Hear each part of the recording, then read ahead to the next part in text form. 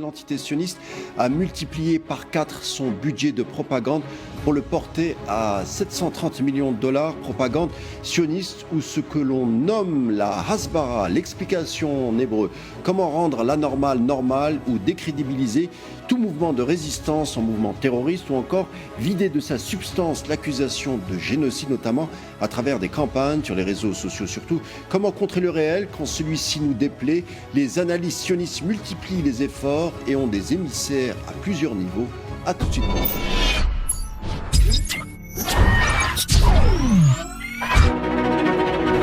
Justement de la Hasbara avec un connaisseur en la personne de Jacob Cohen. Bonsoir et bienvenue.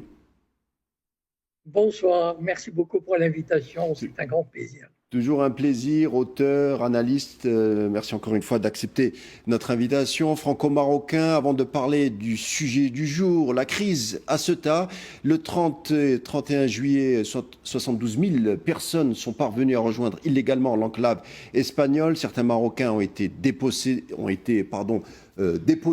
par camions entiers sous l'œil impassible des forces de l'ordre, ont été déposés sous les yeux des policiers tout simplement. On le sait, ce mouvement a été provoqué par une rumeur partagée en masse sur les réseaux sociaux. Le message diffusé affirmant que la frontière était désormais ouverte avec l'Espagne. On déplora finalement 72 morts. Il s'agit d'une version abrégée d'une décision de justice ou bien d'une manipulation, on ne sait pas encore. Mais cette ambiguïté mérite que je vous pose la question, Jacob Cohen. Qu'est-ce que vous pouvez nous dire sur cette crise qu'on appelle la crise de Ceuta, tout simplement? Et d'après maintenant, les informations sont sorties et il apparaît que c'était un coup monté, c'est-à-dire que le Maroc a servi de proxy pour Israël et l'Amérique qui voulaient punir l'Espagne. Il y a certains éléments qui le confirment. D'abord, le Maroc et l'Espagne s'entendent très bien depuis de nombreuses années pour contrôler tout mouvement migratoire vers Ceuta. Et donc, si le Maroc n'a pas assumé sa part de responsabilité, c'est qu'il l'a bien voulu, il l'a fait volontairement. Deuxièmement, il y a tout un ensemble. Vous savez, il y a eu des déclarations d'organisations sionistes américaines, du département américain qui, dès le mois de mars, coïncidant avec le refus espagnol d'autoriser les avions américains et les pollutions de l'espace. Il y a eu des déclarations. Ceuta et Melilla, colonie espagnole, devaient retourner à la mère patrie marocaine. Or, je pense, enfin, je ne sais pas si je me trompe, mais c'est la première fois que j'ai entendu des officiels ou des organisations non officielles américaines s'inquiéter du caractère colonial de Ceuta et Melilla.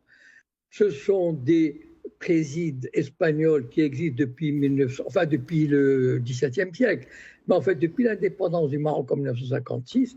Cette question, à ma connaissance, n'a jamais été évoquée, et même les Israéliens aussi ont trouvé tout à coup un intérêt extraordinaire à faire libérer Ceuta et Melilla.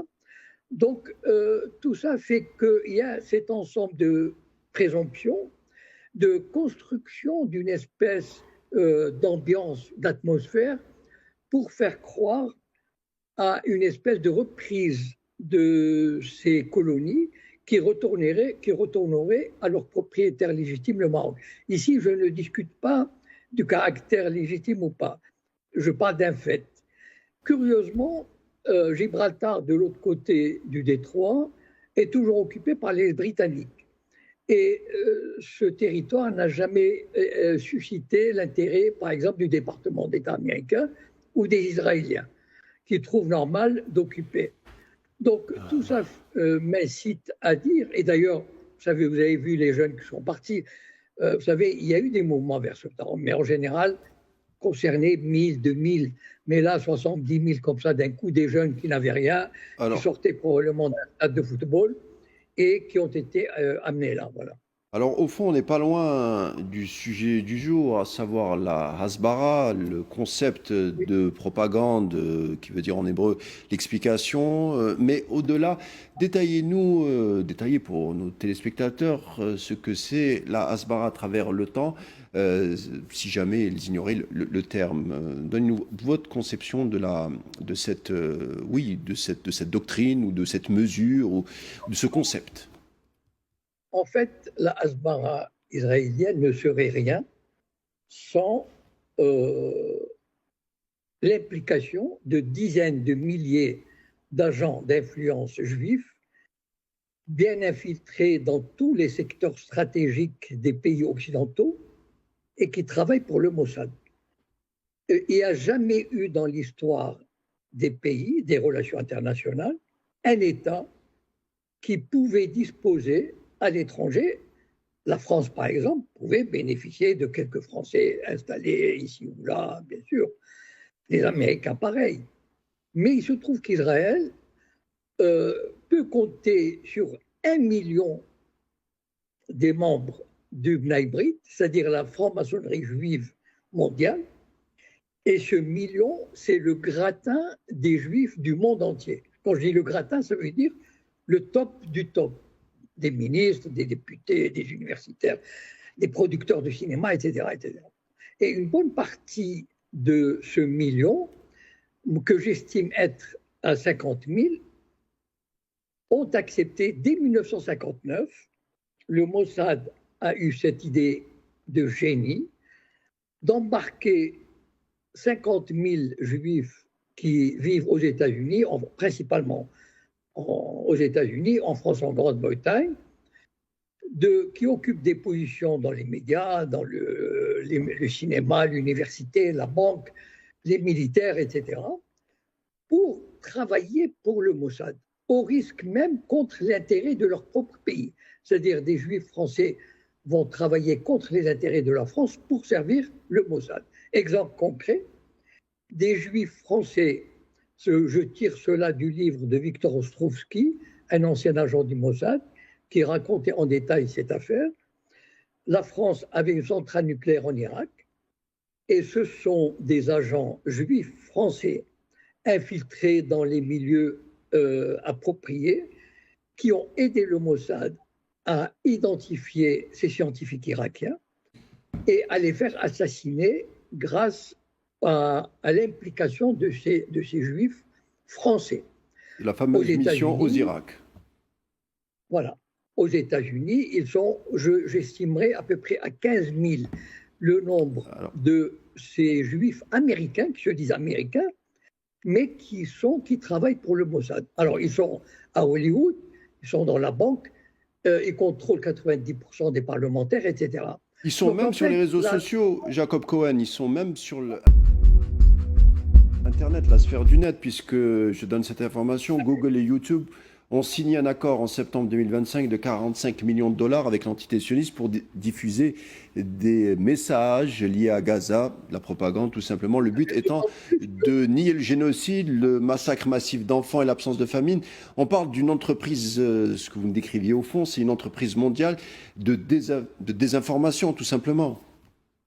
Tout à fait. D'ailleurs, par exemple, le propriétaire de Facebook, c'est un copain à Netanyahou, donc il ne peut rien lui refuser. Et donc, tout le travail de Facebook a été d'éliminer toute critique qui pourrait gêner Israël. Par exemple, en octobre 2025, un grand milliardaire juif sioniste américain, c'est le patron d'Oracle, je crois que c'est la 3e ou 4e fortune mondiale, qui a racheté TikTok Amérique pour supprimer les vidéos qui gênaient sur Gaza, qui a racheté une compagnie, comment elle s'appelle déjà, une compagnie de cinéma Paramount, et qui a racheté CBS, une des chaînes, et qui a déclaré carrément c'est pour défendre Israël. Vous avez par exemple Hollywood, vous avez Suzanne Sarandon, un exemple concret. Suzanne Sarandon est une très grande actrice oscarisée qui, parce qu'elle a pris des positions pour Gaza, s'est vue refuser tout travail à Hollywood. elle n'a plus d'argent, elle n'a plus de contrat. Quelle est cette force à qui appartient Hollywood pour pouvoir faire ça?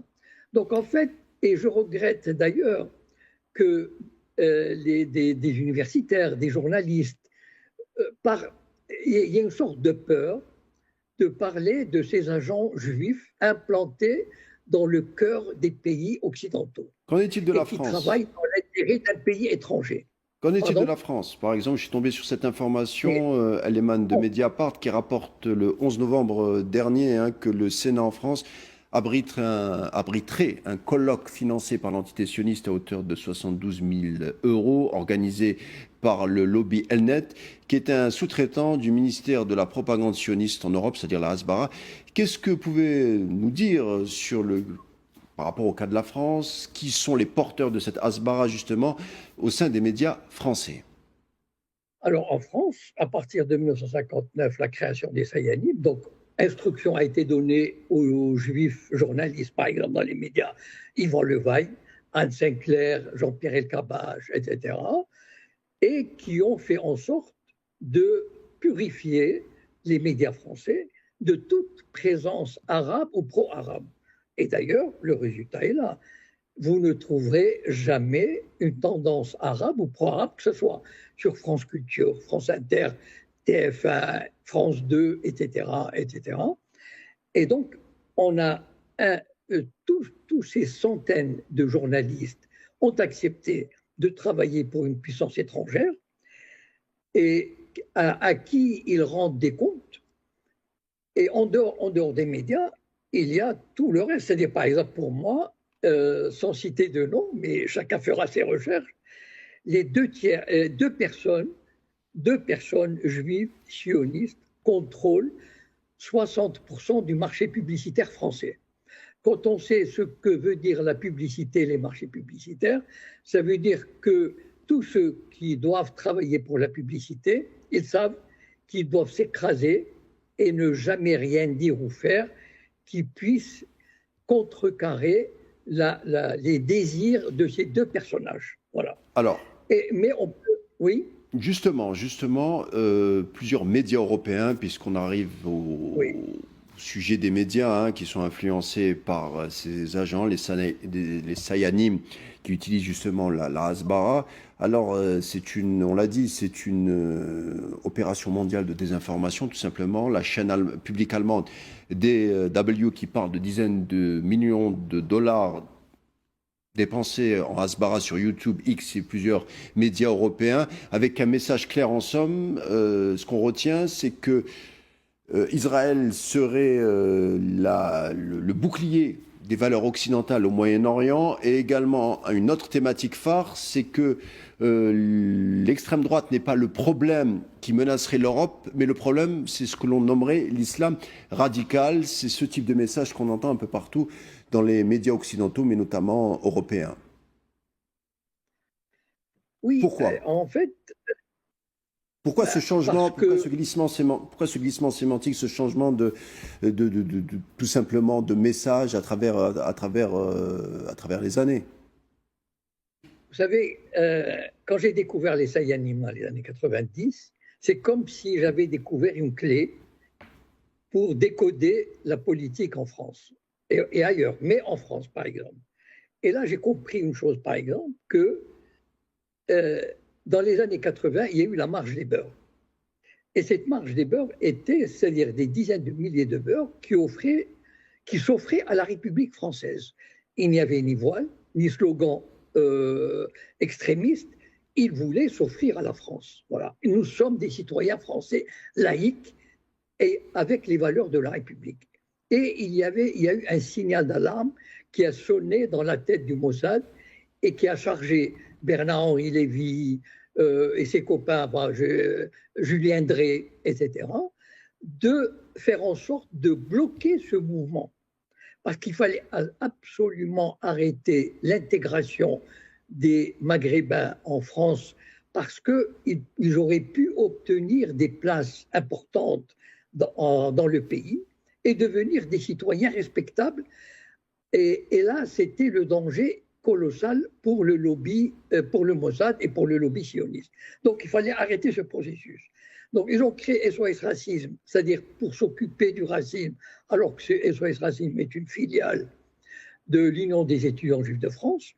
Ils ont commencé, dès cette époque-là, on a commencé à parler de quartiers perdus de la République, on a commencé à dire que l'islam posait un problème en France, etc., etc. Et quand on parlait de l'islam et des musulmans en France dans les télévisions françaises, qui était là pour parler de ça? On n'invitait pas des Maghrébins. Il y a des milliers d'universitaires d'origine maghrébine. On ne les a jamais invités. On invitait Bernard-Henri Lévy, on invitait des Sayani, on invitait des juifs sionistes qui parlaient des musulmans, qui parlaient de la manière de transformer le Coran, de le moderniser, etc. Donc, le lobby sioniste s'est accaparé du combat pour les Maghrébins et l'a retourné contre eux. Vous savez, c'est pas du tout un hasard si les Maghrébins aujourd'hui, après 30 années de harcèlement, en sont là aujourd'hui par rapport à la République française. C'est un travail mené de main de maître par le lobby sioniste pour décrédibiliser et pour éloigner les Maghrébins de toute position intéressante en France. Et l'alliance avec l'extrême droite allait aussi dans ce sens. C'est-à-dire, alors que par exemple, quand il y a eu Kurt Waldheim, qui a été chancelier en Autriche dans les années 70, Israël avait rompu ses relations diplomatiques avec l'Autriche. Depuis les années 90, il y a par exemple deux grands personnages des Sayanim notoires qui sont Goldnadel et Elisabeth Lévy, ont fait tout le travail pour récupérer l'extrême droite française et les autres mouvements d'extrême droite européens pour soutenir le sionisme. Et aujourd'hui, les plus grands soutiens du sionisme sont ces mouvements d'extrême droite. À bien observer en tout cas, on retrouve à la tête de l'islamophobie en France et de la nouvelle extrême droite des idéologues sionistes, juifs qui nous vendent d'ailleurs souvent la guerre civile, le choc des civilisations comme imminente. On a les Zemmour, on a les Finkielkraut, on a Goldnadel. Bon, il y en a plein d'autres parce que la liste est un peu longue. Pourquoi, selon vous, on les laisse sévir dans les médias français et ça veut dire il nous parle d'un scénario catastrophe, tout simplement la guerre civile. Comment se fait-il qu'on les laisse faire après tant d'années? Il faut se poser la question, qui contrôle les médias? Voilà. C'est-à-dire, qui donne le là dans les médias? Les médias, certes, ils appartiennent à des milliardaires, à Bouygues, ou appartiennent à l'État, etc. Mais à partir du moment où les Sayanim sont infiltrés, ont été infiltrés dans les médias depuis 1959 et ont pris le contrôle de ces médias, eh ben, on déroule le tapis rouge à Éric Zemmour, on déroule le tapis rouge à Goldnadel, etc. Donc en fait, ça va très bien ensemble. Et d'ailleurs, c'est pour ça d'ailleurs que les médias, il n'y a quasiment, enfin dans les médias français, il n'y a quasiment pas de Maghreb. Enfin, s'il y en a, c'est qu'ils ont accepté de servir la soupe sioniste. Voilà. Et il faut partir de cet état de fait que les médias en France, comme d'autres pays, mais on parle de la France en ce moment, je vous cite juste un exemple, Bernard-Henri Lévy, il est président de la commission de surveillance d'Arte, de la chaîne Arte depuis plus de 20 ans. C'est pas un hasard, c'est toujours dans un plan bien concocté depuis les années 80 pour que rien ne laisse aucune influence arabe ou pro-palestinienne, etc., ne puisse déranger la même missionniste sur ça. Et il faut le dire et le répéter parce que le fond du problème, c'est ça. De quel droit des gens qui se disent français, alors qu'ils travaillent pour un pays étranger, pour les intérêts d'un pays étranger, de quel droit ces agents continuent à contrôler des médias dits français? Voilà. Finalement, après tout ce qu'on s'est dit, sauf au niveau étatique des pays occidentaux, cette Hasbara, cette propagande, ne fonctionne plus après le génocide à Gaza, enfin, ne fonctionne plus avec autant d'efficacité qu'auparavant. Beaucoup d'Américains, par exemple, du mouvement MAGA s'interrogent sur le fameux Israel First, porté par les politiciens américains, notamment ceux qui représentent la Maison-Blanche. Est-ce que cette Hasbara est aussi efficace qu'on le dit? Visiblement non, puisque les stratèges sionistes sont obligés à chaque fois de rallonger l'enveloppe de dollars pour la nourrir et essayer d'en élargir les tentacules. Je crois qu'il est arrivé ce qui arrive, vous savez, l'hubris, ce qu'on appelle l'hubris, c'est-à-dire ce sentiment de puissance, et on se croit tout permis et on peut se permettre tout. C'est-à-dire, en fait, le sionisme, il va tomber parce que de trop de puissance, trop d'arrogance. En fait, le problème, c'est que d'abord, Gaza, c'était une première étape, mais elle n'était pas suffisante. C'est-à-dire que, vous savez, le mouvement sioniste en Amérique, il était tellement sûr de lui qu'il a obligé l'université américaine à interdire toute manifestation pro-palestinienne, à dire aux étudiants américains, nous avons vos noms. Lorsque vous terminerez votre diplôme, vous ne trouverez aucun travail à Wall Street, etc., etc. Sauf que il y a eu la guerre en Iran. Et pour moi, c'est un tournant extraordinaire. Ça veut dire, c'est vrai que l'affaire de Gaza a travaillé les gens, etc., mais la guerre en Iran a précipité ce mouvement et lui a donné une importance fantastique. C'est-à-dire qu'aujourd'hui, aux États-Unis, pratiquement 9 Américains sur 10 savent que cette guerre a été faite pour Israël. C'est la guerre d'Israël, c'est la guerre d'Epstein. Si le prix du gallon est passé à 4 dollars, c'est à cause d'Israël, etc. Et relayer ce message et relayer ce qu'on ne trouve pas en Europe. Et ça, je rends hommage à la liberté d'expression, au courage des Américains et à leur sens de la liberté d'expression. Il y a des gens comme Scott Ritter, etc. Enfin bon, je ne peux pas tous les citer, mais j'en connais une dizaine qui ont entre 6 et 8 millions d'abonnés et qui matraquent, qui font chaque jour des vidéos extraordinaires sur la puissance du lobby. Vous savez, le lobby, par exemple, juste il y a une semaine, il y avait une primaire pour le poste Jacob Cohen met en lumière un terme que l'on entend de plus en plus dans les débats actuels. La Hasbara. Mais de quoi parle-t-on exactement?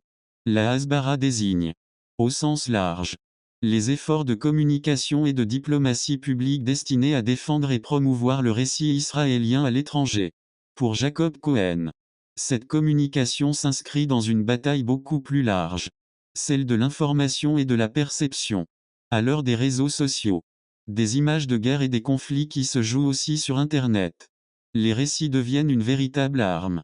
Chaque vidéo, chaque déclaration, chaque image peut influencer l'opinion publique. Alors, où s'arrête la communication politique et où commence la guerre cognitive? C'est précisément la question que pose Jacob Cohen. Dans un contexte international extrêmement tendu, comprendre comment se construisent les récits est devenu essentiel pour garder son esprit critique. La guerre ne se joue plus seulement sur le terrain. Elle se joue aussi dans nos écrans.